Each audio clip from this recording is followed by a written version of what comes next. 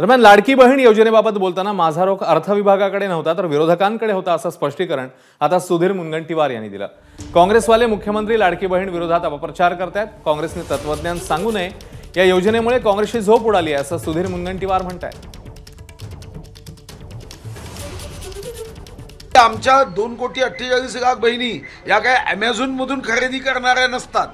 या सर्व आपल्या आसपासच्या बाजारातून खरेदी जेव्हा करतील तेव्हा महाराष्ट्राची एकूणच अर्थव्यवस्था बुस्टअप होईल।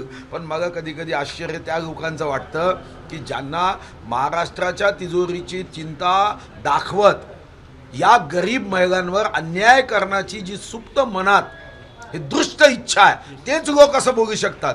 ज्यांना अर्थशास्त्र समजतं, तुम्ही 16 लाख 17 लाख लोकांसाठी 44,000 कोटी दिले तेव्हा तुमच्या तोंडातून एक शब्द नाही निघाला। तेव्हा तर फेविकॉलच्या इंडस्ट्रीचा सर्व फेविकॉल तुमच्या ओठाला चिटकवला होता। पण गरीब आमच्या बहिणीचे पैसे द्यायला तेव्हा मात्र तुम्हाला एकदम अर्थशास्त्र महाराष्ट्राची तिजोरी आठवते। काही तर मनात ठेवा। काँग्रेसचे लोक तर माझी लाडकी बहीण योजना, मुख्यमंत्री माझी लाडकी बहीण योजना याच्या विरुद्ध इतका अपप्रचार करताय।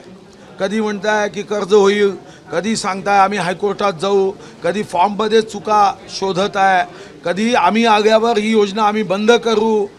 शिक्षण मोफत दिलं पाहिजे तर देतोच आहे ना, शेतकऱ्यांना वीज मोफत दिली पाहिजे देतोच आहे ना 7.5 हॉर्सपावरपर्यंत। हे तत्वज्ञान जे काँग्रेसवाले सांगताय, ही योजना आल्यानंतर यांची झोप उडून गेली। एबीपी माझा, उघडा डोळे बघा नीट।